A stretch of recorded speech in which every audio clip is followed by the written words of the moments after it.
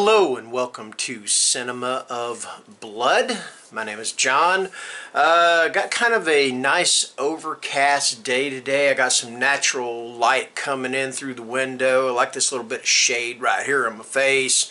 Got my candle burning and all that. Anyway, I've got 5 movies from the year 1995. 5 scary movies from the year 1995 as 50 years of horror movies continues. So that being said, let's get underway and see what we've got. Alright, so the first one is The Mangler.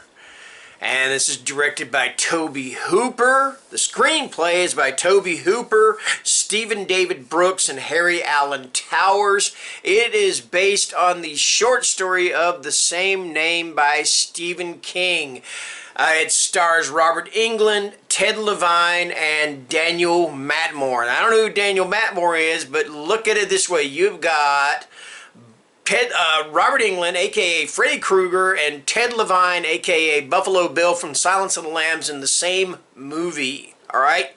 So what this is about is this industrial laundry service. It has those big machines. Well, one of them is this laundry folding machine. You know, it folds sheets and stuff. And it may or may not be possessed by some sort of demon. All I know is that it enjoys folding people a whole lot more than it enjoys folding sheets and whatever else laundry machines fold. In fact, there is a pretty gruesome scene where one of the employees is basically pulled into the machine and folded, spindled, and done all that stuff to her, and then comes out the other side. And there's a deleted scene where her no, that's horrible. That's morbid. I'm not going to do that. I'm not going to say that. That's just bad. I'm not going to say that because that's tacky.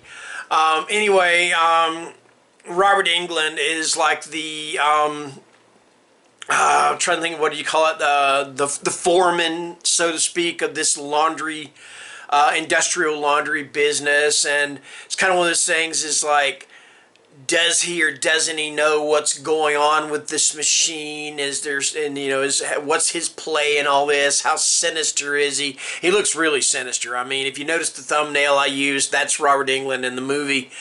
And Ted Levine is like a police detective or something like that, investigating. This movie's kind of fun. I mean, I gotta say, with Tobe Hooper, I know this is the whole thing with Poltergeist. And there's debate, did he direct it or did Spielberg direct it? And then other movies that he's done that, to be honest, they just weren't as successful to me as the Texas Chainsaw Massacre. That is his masterpiece, and it always will be. But still, this movie, The Mangler, is quite a bit of fun. I don't really remember exactly how bloody or gory it is. It's been a while since I've watched this one. I may need to go back and re-watch this. But anyway, that is The Mangler. Alright, so moving on, we got what would be considered, I don't know, could you call this a religious horror movie? I'm not really sure, but anyway, this is The Prophecy. Alright, and it's not to be confused with Prophecy, which was about the ugly mutated bear. This is The Prophecy. Alright, there you go. It is written and directed by Gregory Wyden. It stars Christopher Walken, Elias Koteas, Eric Stoltz, and Virginia Madsen. And another one I'm going to mention in this is Viggo Mortensen, who plays the devil. And he is chilling as the devil in this movie. But what this movie is about is you got this one angel, Gabriel, and you got this other angel, Simon. Now, Gabriel's played by Christopher Walken. Simon is played by Eric Stoltz. And I'm sorry for the honking going on outside. There's a guy that drives by selling like snacks and stuff, and he's on his bike, and he's got a horn honking, you know. Anyway, so you got these two angels, and Christopher Walken, he wants the soul of this general. Now, this general was a badass. I mean, we're talking about he was a cruel, just very intelligent but cruel general. Well, he wants this general's soul so that he can lead an army and can start a second war in heaven. Now, Eric Stoltz as Simon, he wants to stop this. So what does he do? He steals this general's soul, and he puts the soul in this little Native American girl, all right? And you got Virginia Madsen, she's a school teacher on this, I guess you call it a reservation, but she teaches school, teaches the Native American kids. And so she gets caught up in the middle of it. And the next thing you know, the devil gets involved. And like I said, Viggo Mortensen is chilling as hell in this movie. You know, I mean, there's no, what was his character's name in Lord of the Rings? Aragon?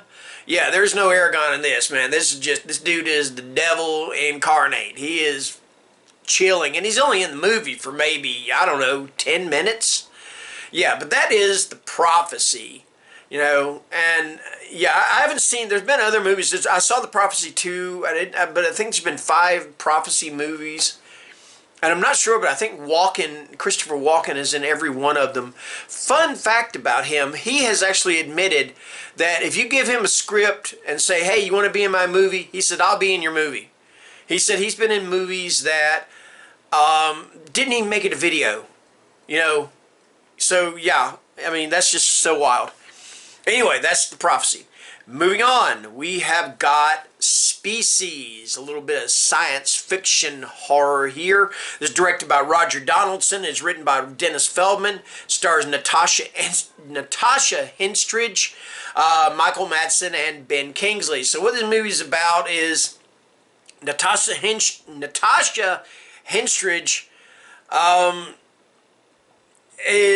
she's basically a lab experiment.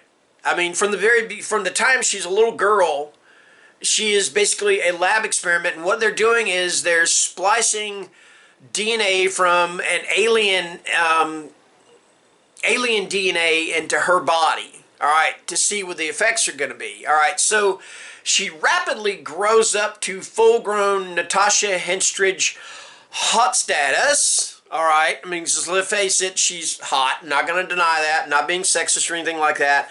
The only thing about it is she has got a very voracious sexual appetite.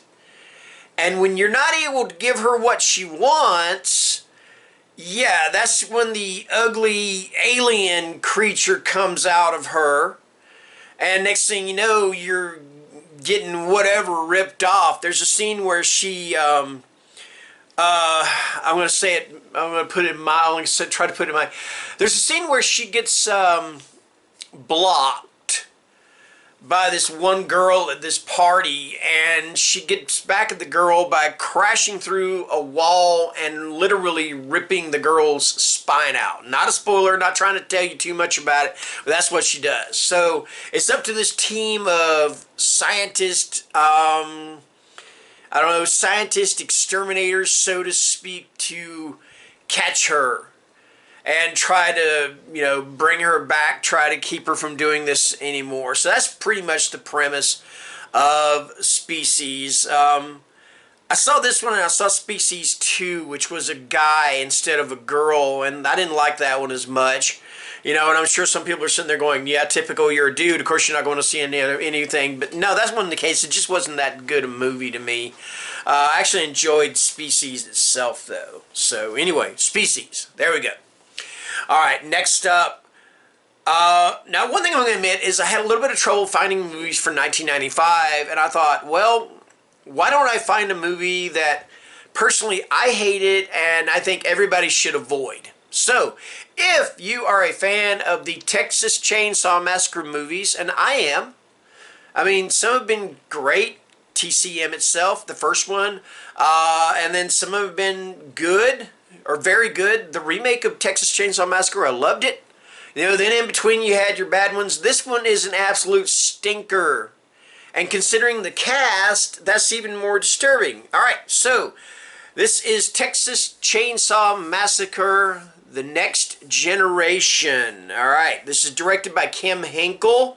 It is written or based on characters created by Kim Hinkle and Toby Hooper. Now, the thing about that is, like I just said, Kim Hinkle was one of the creators or helped create the original Texas Chainsaw Massacre. He should know better. He should know how to put out a decent TCM movie. All right, nope, didn't happen. Nope, sorry, nope, not at all. It stars Renee Zellweger, who has done better things. Love her or hate her, she's done better things. And she's capable. Matthew McConaughey. All right. Yep, that's what I'm talking about. That is it. Matthew McConaughey. Yep. That dude right there. All right. Yeah, he's definitely done better things. And if you don't believe me, watch the first season of True Detective. Okay? And Robert Jacks. I have no idea who Robert Jacks is. All right. Anyway, this basically follows the plot of pretty much any TCM movie where a group of whoever, young people or whatever, somehow stumble upon Leatherface's house, and then of course all hell and all power tools break loose, including of course the chainsaw. I'm sorry, this movie just let's just put it this way, this movie just effing stunk.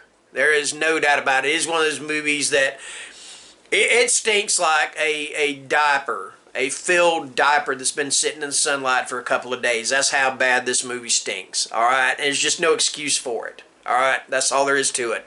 No excuse. Let's just move on. All right. Now we're gonna get to the last movie.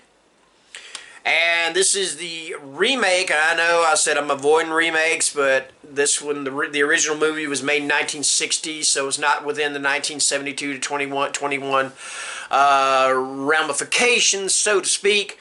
This is Village of the Damned, or John Carpenter's Village of the Damned. Okay, so this is directed by John Carpenter. The screenplay is by David Himmelstein. It is based on the 1960 screenplay by Sterling Silliphant, Wolf Rilla, and George Barclay. It is based on the book The Midwich Cuckoos by John Wyndham. Okay. It stars Christopher Reeve, and this was one of his, this was one of his last movies before his tragic riding accident. So there's that. Christopher Reeve, Kirstie Alley, and Linda Kozlowski. All right, so you got this town. It's a little small town, and all of a sudden one day, everybody just drops. Doesn't matter where they are, they just drop. Unconscious, passed out, whatever you want to call it, they just drop. They're not dead, they're just passed out, okay? And like I said, anywhere means anywhere. In fact, one poor fella falls over onto a hot barbecue grill, and of course that doesn't bode too well for him. Anyway, next thing you know, a handful of the women turn up pregnant for no reason whatsoever. They should not be turning up pregnant, okay? And then they give birth to these little blonde children, just totally identical children. You got girls, you got boys, but they are just platinum blonde. I mean, look like little Marilyn Monroe and Ken dolls, or Ken and Barbie dolls, just all lined up. Well, the thing about it is, though, is these kids have powers. They can make you do things that you don't want to do, and if you piss these kids off, you remember that Twilight Zone episode, It's a Good Life, with little Anthony and how he'd send people into the cornfield, or he took away his sister's mouth and things like that. Multiply that by about 7 or 8 kids, and you can imagine how bad things can get. So Christopher Reeve, now he's trying to stop this. And he's trying to get the right people together to stop these kids and to save his town. That's what he wants to do. Okay, but it's not easy. So yeah, that is Village of the Damned. All right, I like this movie. I did, man. Carpenter. I've always thought Carpenter was hit and miss with me. I didn't really enjoy Prince of Darkness, but I enjoyed this, and I love The Thing, you know that. But yeah, I just think Carpenter had a lot of fun with this one. I think he had as much fun with this one as he did making Vampires with James Woods. But anyway, that is Village of the Damned, and that is going to do it. That is 5 horror movies from the year 1995. Until next time, as always, take care and stay scared. Bye-bye.